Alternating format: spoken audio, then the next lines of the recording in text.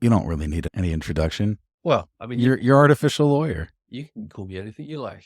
Hey there, I'm Zach Abramowitz, and I am legally disrupted. In this inaugural episode of Zach Abramowitz's Legally Disrupted, we sit down for a conversation with Mr. Artificial Lawyer himself, Richard Tromans, founder of artificiallawyer.com. Richard has been writing there for the last 7 years, since 2016. But this year, he's taking a sabbatical, which we have an opportunity to discuss. We also talk ChatGPT, LLMs, and why Richard would like to see the billable hour go away. He also has a chance to tell us about his upcoming conference next week, Legal Innovators California, taking place June 7th through 8th in San Francisco. Make sure to check that out. And now, let's get disrupted. This is a really interesting conversation at both like a macroeconomic industry level, but it's also kind of interesting at a personal level. So for those who, if you follow legal technology, I think you're probably aware that Richard Tromans, who's the founder and editor of Artificial Lawyer, took a sabbatical this year. And he's been nice enough to catch up with me now and tell me what he's up to. He's got an important conference coming up that I want to make sure to talk to him about. But as I keep saying, what a time in the world to take. I feel like your sabbatical announcement like may have coincided with the launch of ChatGPT. Like they were very close in space. It was actually. Did you plan this cosmically, Richard? No, well, they got in touch about a year ago and told me, and they said, you might as well take a sabbatical and come back once all the froth has kind of gone and we can get into some meaty stuff. And I said, all right, okay, I'll do that. He said these LLMs are just going to be hallucinating for the first year anyway. Wait till we clean that up. Largely because I'm promoting the Legal Innovators California conference. I've been putting out a lot of stuff. June 7th through 8th in San Francisco at the Bespoke, right? Yeah, Bespoke, yeah. Which is a very, very, very nice place, actually, inside a sort of shopping center. But yeah, I mean, the timing. The truth is that, as I was saying to someone else last week, everything feels very deja vu. This feels like 2016 all over again. There are some significant differences. The significant difference is that literally millions and millions of people have already got their hands on this technology and are using it and are getting some value from it. They're also very, very quickly discovering the challenges with it. And then that's bringing huge attention to solving problems. So we're motoring our way through this much, much, much more quickly. I mean, it took quite a while. Why do you use I'm so interested. Why do you use 2016 as the sort of comparison? Because I mean, well, obviously this is subjective, but for me, 2016 was the key date. Obviously, that's when I launched Artificial Lawyer. But equally, and I think it's probably fair to say that around sort of 2015, 2016 is when this new wave of legal AI companies sort of really came to the public consciousness. Many of them had existed for several years before, like Kira, had existed several years before that, even had a different name originally. But there was an explosion of interest. Natural language processing became a real thing in the legal world. There was also really, we forget, our memories are so short, we forget that around 2015, there were stories every day or every week on the front page of the Wall Street Journal about AI. Every newspaper had a picture of like some kind of android out of iRobot, the kind of very sort of shiny looking kind of thing. I mean, it was just crazy. I mean, there were questions about. I feel like the other image that we get, the sort of standard image for the AI taking over or displacing lawyers, taking over legal or displacing lawyers, like the image that we often get is some kind of Minority Report, like look where with like the multiple screens or the oracles. For some reason, that's one that seems to get like reused in sort of versions and iterations of those Minority Report scenes. The key thing is, to me, the reason I was going to take the sabbatical anyway. Come on, mate. It was delayed because of COVID. I would have probably taken a sabbatical after 5 years rather than almost 7 years. But COVID, there was a lot going on. Plus, there was just too much happening. So you were talking about London. We were discussing the idea of these cities and sort of the view. And I've said this before. that I don't think I could do my job if I weren't close to a tech center. I don't think I could reliably be a source of information on technology and disruption if I didn't live 20 minutes from downtown Tel Aviv, right? I could do this in San Francisco. I could probably do this in Miami or New York or Austin or London for that matter. But I do feel that there is something in being close to huge influential cities, especially cities with lots of tech talent, because you start to see things earlier. Your entire experience feels like you're like a step ahead. So predicting the next step is almost like natural to being there. So I wanted to mention this. So London is one of my absolute favorites. And I was in London last year, November, for Legal Innovators UK. I think Legal Innovators UK is going to be this year, November 9th. I think I have that right, so I'm very excited because I think I'm going to be able to make that one because I have to be in England anyway, right around that time. So I'm able to kill two birds with one ticket. I think it's November 8th and 9th. Yeah. So my son is jumping in an international trampoline competition that is going to be in Birmingham starting, I think, like on the 10th. So the times work out perfectly. So I was at your conference last year. I was super impressed with the event. It felt like everyone in the room was someone who I wanted to network with and meet with, and in some cases was surprised I didn't know these people already. There was something perfect about the number that you had there. When you go to these very, very, very big conferences, you want to boast that they've got, 1,000 people or more. It can be overwhelming. I'm a very social, outgoing person. And like when I step onto those exhibit floors, it can be very, very overwhelming, especially if it's not your first time. And there was something that felt very manageable about the number. So you've got an event June 7th and 8th in San Francisco, Legal Innovators California, and even though you're on sabbatical, you are involved with this conference. So tell us what should we expect and why should people be signing up for this conference if they're not already? And if they are on their way, what should they be expecting to see? Yeah, thanks, Zach. Well, I mean, I think the point about the size is important. The reality is it's a medium-sized conference. And the idea is to bring together real thought leaders, people who've really got something to say, people who are really doing something, people who are in innovation or legal ops roles, people who are running really interesting companies, pioneering ALSPs and so forth. And the idea is to bring everybody together and have this sort of like cross-fertilization of ideas. We can learn from each other. We can network. I would imagine that many of the speakers are as excited about networking with the other speakers as I'm sure the audience will be, because there's just such a great bunch of people. And that's really the artificial lawyer sort of take on things, which is that, I've never wanted to be like Bloomberg Law, and have like 100,000 readers a week or whatever. It's never been the intention. The idea is to bring together the people who are doing stuff, who have original thoughts and ideas, and get them in a room or get them in a magazine, get them in a conference, and allow them to share ideas and spark ideas and act as catalysts and touchstones. I'm not really interested so much in like having one big speaker who's going to sort of dominate and push a line or whatever that is. That's not really what I'm interested in.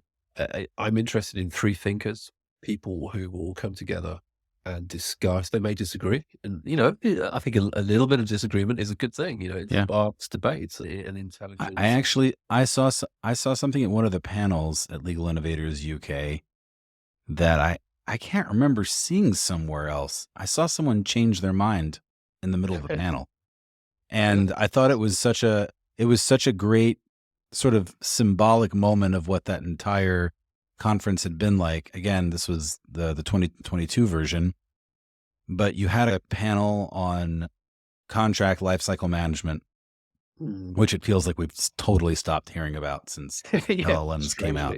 This is it, right? CL has lost to LLM for sure. I'm sure, I think there's a conference going on this week, And my guess is that the exhibit floor is probably if everyone was a CLM, my guess is everyone now is an LLM. But we'll get there in a minute. The thing that was interesting about that panel on CLM was there was a question of should a law firm be involved in a CLM implementation? And I believe it was James May, who's an in-house lawyer at Coca-Cola, was on the panel with Grant Hewlett from Gravity Stack, which is part of Reed Smith. And he said, prior to this panel, I think I would have said no.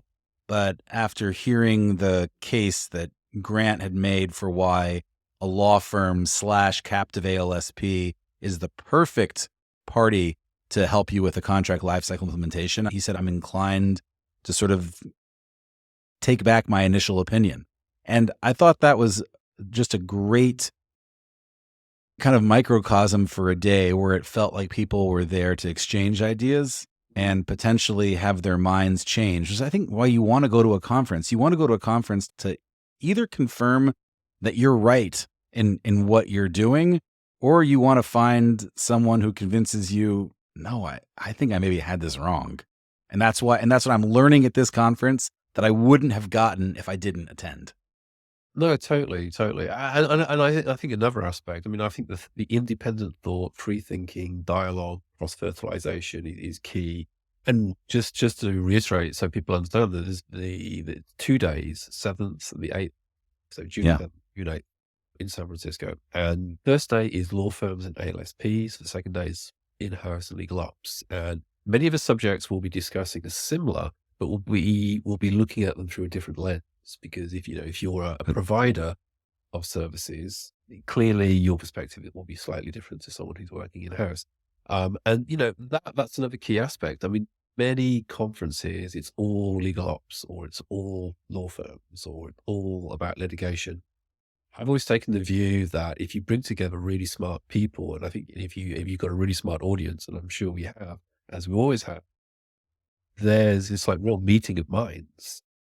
Not necessarily in total agreement, but there's a kind of almost like a fusion reaction, between all of these people coming together and thinking and sharing thought. It's a great thing. I have to tell you, the content was super interesting to me in that respect. Whereas normally I think the content at many conferences is simply background noise. It's like, okay, we have to have a gathering, so I suppose we'll have some panels and breakouts. But really, the whole point was just to get everybody here. When I was at your conference, it felt much, much more like everyone who was there was going to be sitting in majority of the sessions all day. And for those that I had to miss, I was almost like I had some legitimate FOMO, because I thought there might be things. I think there were sessions that I wanted to attend that I didn't get to, and I attended more sessions at your conference than I normally ever do when I'm at these shows. So I think there was something really valuable in that. And I'm guessing you're trying to carry that through to San Francisco's event. Absolutely. And, and I think, on the point about timing, it really is a fascinating time. There's people who are very optimistic. There are people who are optimistic, but with some skepticism, which is probably what I would put myself. There's people who are totally skeptical about what's happening. And, I'm sure we'll get a mix of everybody there. And of course, meanwhile, this is the reality is that meanwhile, daily life for people involved in legal innovation goes on. You might be working in a very large law firm, but he's not using any LLM type tool, right? Or with an integration into GPT-4 or whatever. There are a ton of things that you're still working on, like knowledge management. You might be working on projects to use no code to build apps that are going to be client facing on the website, for example, or an intranet. But you'll be doing litigation prediction work, perhaps using traditional natural language processing. That's one of the great things, isn't it, about technology? Here we are in 2023, and instinctively, when I said NLP, natural language processing, which was the first blush of legal AI that became popular in 2015, 2016, I said traditional, as if we're talking about, ye old English pub, kind of, like we're talking about something from the 18th century, because tech it does move so fast. So there's going to be, I think, a lot of analysis of where we are. There's going to be sharing of people saying, well, this is market, despite all the noise, this is actually where we are. And it may be, who knows, it might Yeah. find some really interesting things that people are doing, which are not getting a lot of publicity, which don't have anything to do with some of the stuff that's happening now in the press. People might be doing some really, really cool projects that they'll be able to share with us. Well, so I have a question. When you went on sabbatical, did you plan to continue like reading and keeping up on the industry, or were you trying to get like an entire mental break? No, not at all. I mean, it was basically the reason why I took a sabbatical was one, I've always taken 6 months to a year off every 5 years, all throughout my life, sometimes even longer when I was younger, to go traveling, to write books, to do something different, get a different headspace. With this, part of what I will be writing about is connected to technology. So, and also, of course, I'm still chairing Legal Innovators event in London in November. So, I need to know what's going on. Also, I do find it fascinating. As people will have noticed, I keep jumping onto LinkedIn. I keep jumping onto Twitter and like mentioning things and commenting on things. Because the truth is, I can't stop. you know, if the intention Yeah. was to completely divorce myself from the legal tech world for a year, I've completely failed. Because I'm still very much connected to it. And It's funny because I feel like if 2022 had been mostly a repeat, and it feels like, again, because you talked about 2016, and if you're talking about sort of watershed moments, I don't think we've had anything over the last 6 years that looked anything like the release of ChatGPT in terms of what it's done culturally to the conversation. I made a prediction in a webinar in December of 2022. I said 2023 is going to be the year of AI. I've subsequently changed that to the year of bank runs and AI, but it's going to be the year of AI.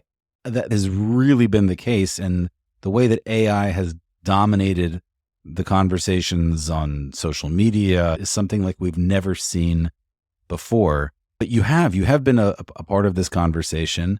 As you look at 2023 and the quote unquote, the year of AI, does this strike you as a kind of inflection point? And if so, like, what do you think the impact is going to be? It could be, but we have to remember we have been here before, right? The arrival of the internet, widespread use of the internet was an enormous shift. I mean, again, we have incredibly short memories. I mean, even someone in their early 20s lived in a world where the internet was still relatively new. At least, well, I suppose they were 3 or 4 years old, but so they probably didn't realize. But it's not that long ago. It's not that long ago that the vast majority of us didn't use the internet, except very occasionally, right? It totally transformed the field of law, totally transformed it. And yet, in many ways, the actual operation of business didn't change.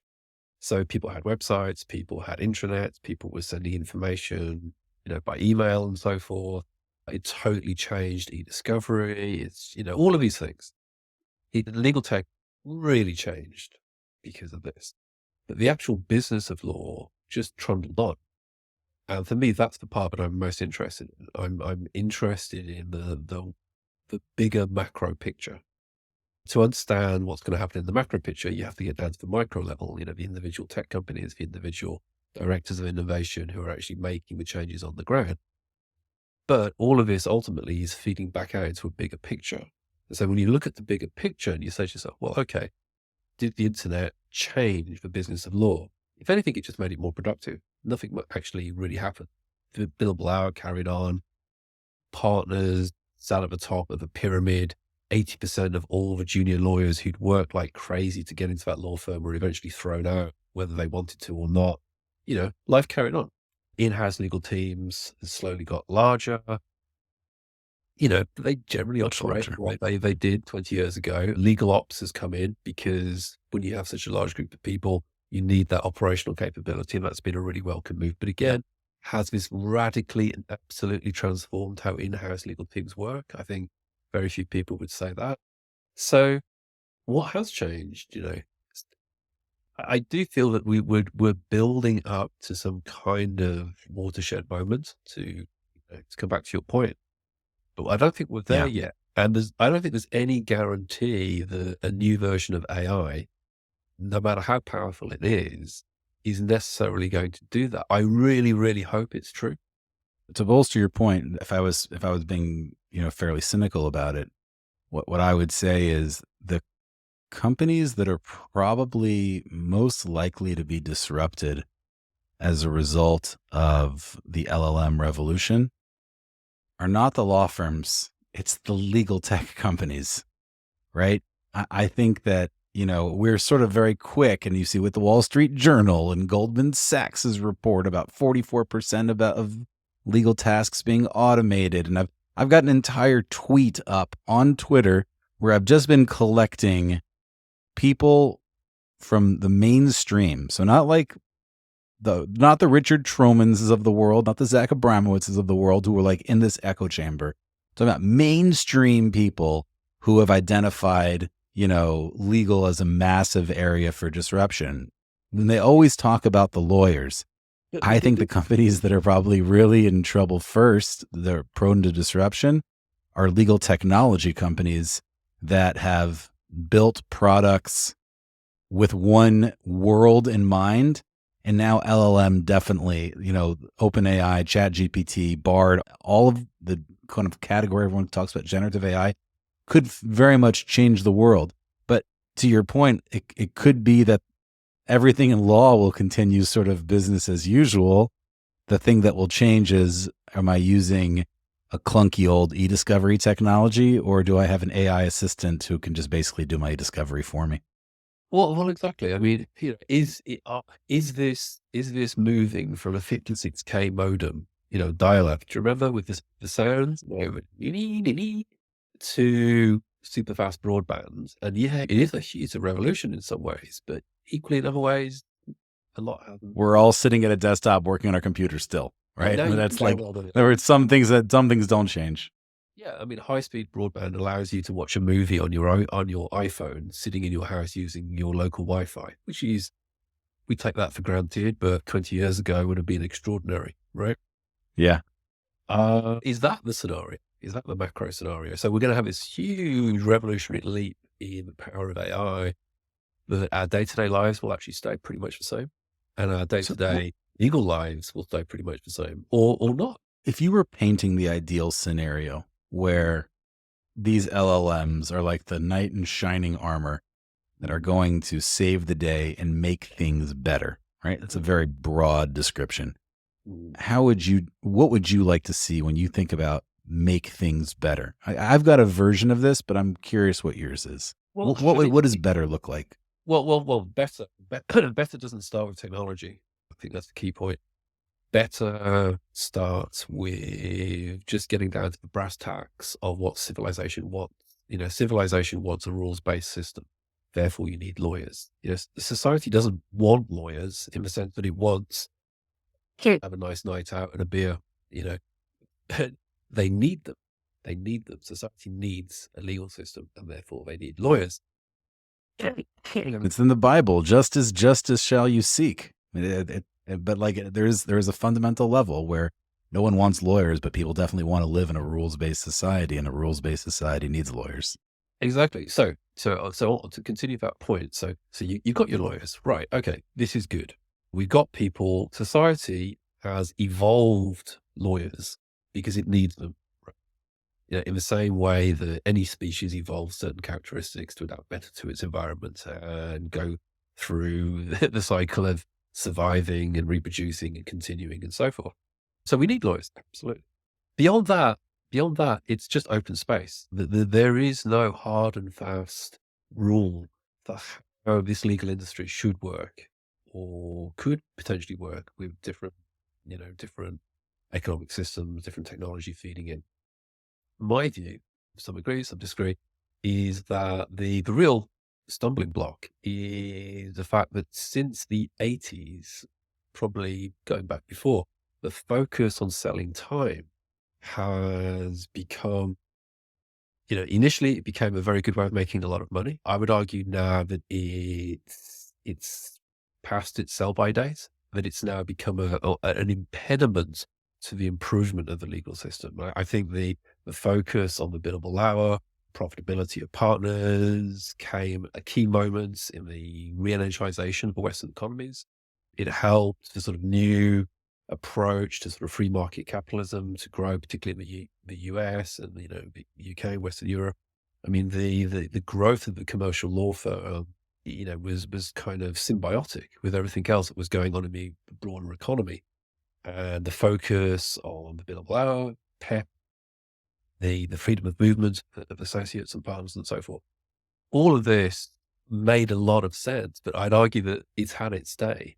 What do you think is the best single defense of the billable hour? I'll tell you the one that I've always found somewhat persuasive. Yeah, that it's easy. So I've heard easy, but the other one that I've heard is that when it comes to law, you sometimes don't necessarily want efficiency. You want the lawyer with the attitude of turn over every single rock, look for every single problem. And that is something that, like, once you start telling the lawyer, watch how many hours you're billing, that's where things can get tricky. The other defense that I've heard that I can relate to, and this isn't as much a defense as it is sort of thinking about the reality. More often than not, I was never trying to pad hours as an attorney. The reason that's the case is there was always a massive pressure when I worked as a lawyer to get the client the answer yesterday, 5 minutes ago, like that. And that led to kind of a weird, perverse result, which is that very often you would be in the office till all hours of the night for something that for sure could have waited till the next day. But the culture always was get it done as quickly as possible. So it's true that there is like a pressure to pad hours and to, to hit your quotas. I don't think law firms are padding hours. Maybe some very naughty ones are. I don't believe that. Well, so I'll give you an example where it's true that there are hours padded. I had a senior associate who would very often keep me around the office until the early hours of the morning. He wouldn't give me assignments. I was just supposed to be there for coverage if necessary. And that would mean that I was either sitting and like watching a football game on because I wouldn't get work until very, very late. And maybe it was some last minute changes that he would just have me do so he could say he had me there for a reason. That is padding hours. That's the worst. That was professionally, I probably should have reported that at the time. I just didn't, it didn't occur to me till years later, like how off that was. You're not really looking to be a whistleblower when you're that junior an attorney. But let's just get back to the key point. Yeah. The reason why the billable hour is an impediment is because that fundamentally, what does technology do? It allows you to do things faster, to hopefully get the same or better result using less resources to do that. Effectively, technology is a crystallization of effort. Right? I need to make a piece of toast. I can stick it under the grill. I can burn my toast, so I increase my risk. I make the chance of getting good output lower. It takes lots of time. It uses lots of energy because it's just a really, really not a very good way of doing things. Get a toaster. The technology changes things enormously for you. And this is the thing, is that if you're seeking to sell time, you are disincentivized from investing heavily in technology to change the way that you reach the outputs that the client wants you to reach. And that is the fundamental problem. And I don't think that we can get around that. They are mutually exclusive, which is why the vast majority. So if we pulled the billable hour, you think that would be enough of a friction reduction that you would see mass adoption of LLM based technologies and others for that matter? I don't think it's that simple. Yeah. I mean, I think it will be organic, and it has to be. I think what it clearly has to be deliberate. This is the old analogy of trying to change the wheel of a car. While you're going 100 miles an hour down the motorway. These global law firms cannot just stop trading for a month while they figure this out and introduce, fixed fees and bring in all this new technology. It can't do that. It's very, very, very, very tricky. It's hard enough for a corporate, in-house legal team to shift things, and they're not billing, they're not operating in the same way. For a law firm to do it, can be very, very, very tricky. But one of the first steps I would have thought would be to probably ring fence certain types of work. Probably many of them will have their own ALSP already. That's increasingly common. Yeah. Build that out, put that onto a proper fixed fee basis, start pricing work out, and then bring in more and more technology. I would say, figure out the work streams, figure out the processes, figure out the knowledge and the data that you're going to need to do that work, figure out the pricing. The pricing is really key, but the law firms have the data to figure this out. Absolutely. They can always go and talk to Sally as well, the standardization organization for classification, to help them in terms of understanding the work they do and the work they do for various clients. Once that's in place, now you can start bringing in the technology. It's rather like building a factory. So like if you build a factory to make bottles, right? You see them on TV, you have all these different machines, they melt the glass, they stretch the glass, they imprint the glass, Right. like that, right? And then you bring in a power source. So you might think of LLM almost as a power source. You might think of it almost as electricity, bringing electricity into the legal production line. Now, because we're not trying to generate money by manual labor and then sending a bill for the amount of time that it took to make that product, we can now produce a lot more. And also, I'm not saying we're going to get the end of lawyers, and I saw my article that I wrote this week about we're nowhere close to anything like that. There'll still be plenty of lawyers. And in fact, most lawyers could then do other work. They could do higher value work. They could, client relationship management. They could go off and do research. They could go off and do really more consultative. So I'll tell you, and again, this was not necessarily your prediction. This was like, if all of these forces were to create a better world, what would that look like? I think really could happen, and I've discussed this a little bit and written about it a little bit, is not necessarily the billable hour, which I think is still quite entrenched. I often find it's more entrenched on the side of clients than it is on the side of law firms. I find that anytime law firms want to make clients, this is one of the things. Often people assume that any discussion about the billable hour is a criticism of law firm. It's not at all. Listen. The buying habits of big companies have become entrenched.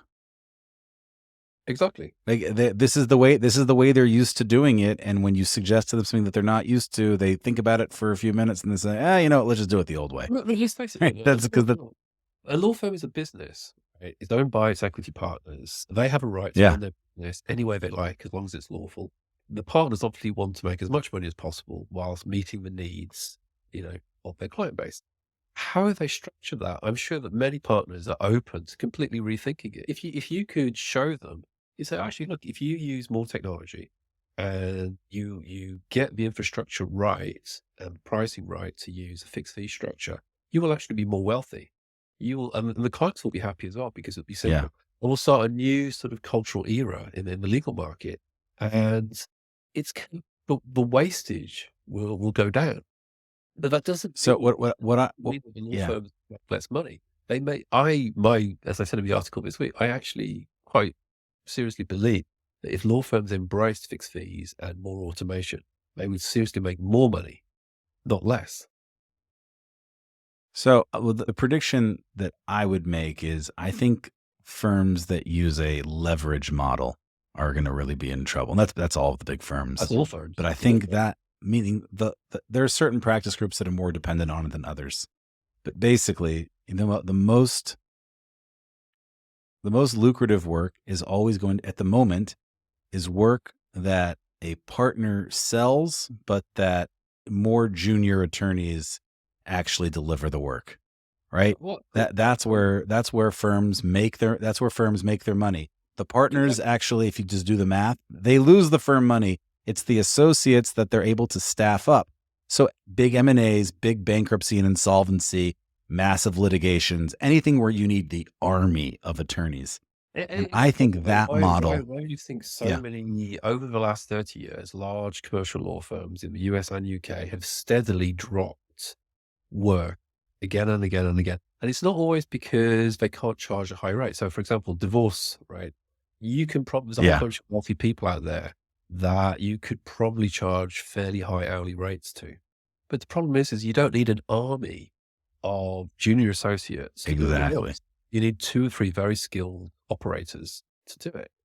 And obviously in the UK, then you obviously need a barrister or two to argue it out in court, who won't be. So I think we could see a similar thing right now with the global big law firms, which is, I think it's going to be very, very difficult to change the culture at any one of these firms. Oh, yeah. There are firms like Reed Smith, Baker McKenzie, and others that have been more open towards a lot of technology and have done great things. But for the most part, let's call it as it is. Firms on the most part have been very, very conservative in adopting technology. Well, I think it's gonna be hard to change the rules inside the firm.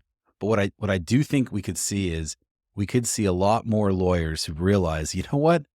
I don't need this big firm the way I used to. Why? Because I can't do the whole army of attorneys thing is not something I necessarily need anymore, because I've got my AI assistants to go out and do that sort of army of attorney work, and I can be a practitioner. And I think the more that we see like M&A workflows become more like how you described, like workflows for divorce work, I think that's going to be a major, major threat to the whole model of the big law firm. And I think you'll start to see more of, and what I would like to see. So there's some bias here in my prediction, but I think this is where the promise of LLMs and AI is you could see more lawyers who simply say, I don't need the infrastructure of this big law firm. I don't need their big fancy office because I now work remote.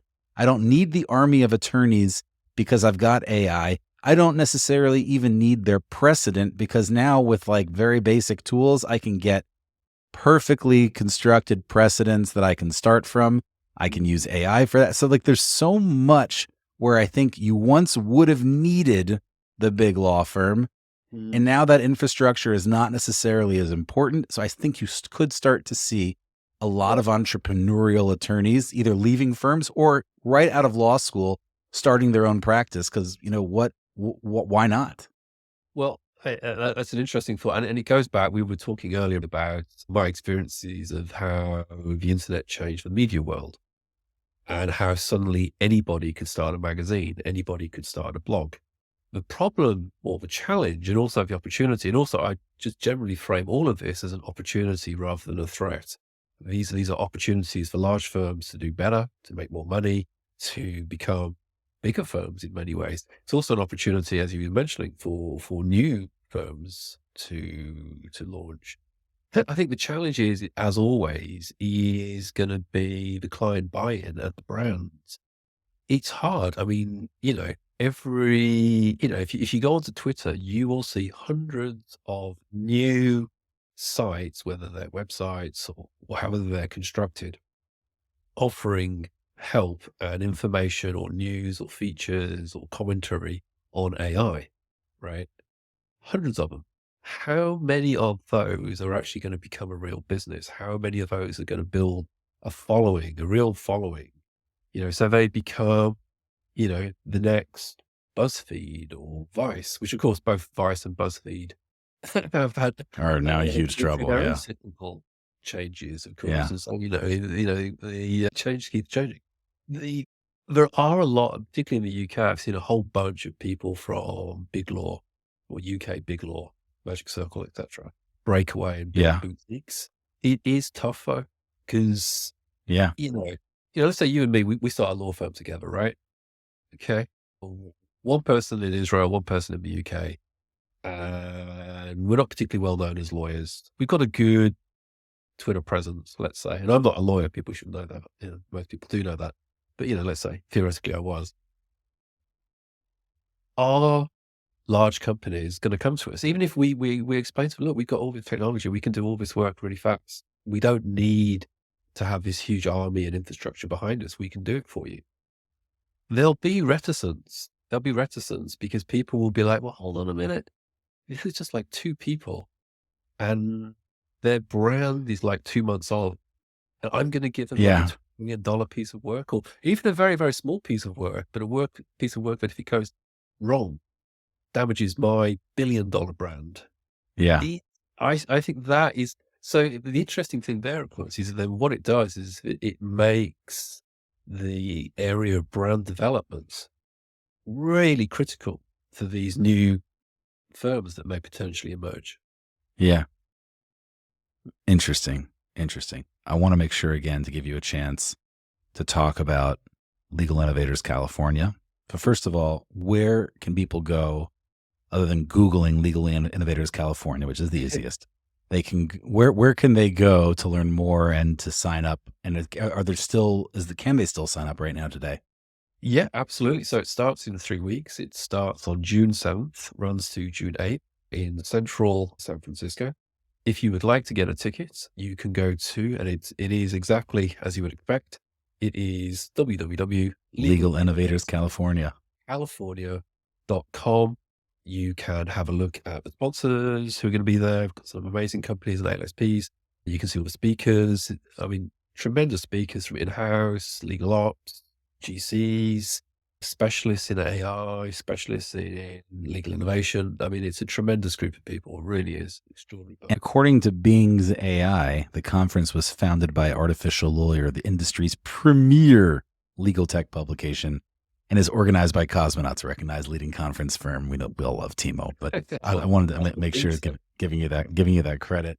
Well, Richard, I won't be able to make it to the California event this year, although I'm dying to get back to San Francisco. It's been way too long. Like I said before, I was at the one in London last year and plan to be there again this year. So your events are phenomenal. And if you're in the California area, I highly recommend signing up for these events. You will go, you will learn something that you didn't. The sessions are fantastic. And anything I'm missing, Richard? You know, it's a wonderful, wonderful place, and it's an incredible concentration of really smart people, and really, really looking forward to it. And hopefully you can join us. Yeah, Richard, thank you so much for joining me here. Really appreciate the conversation. Thank you.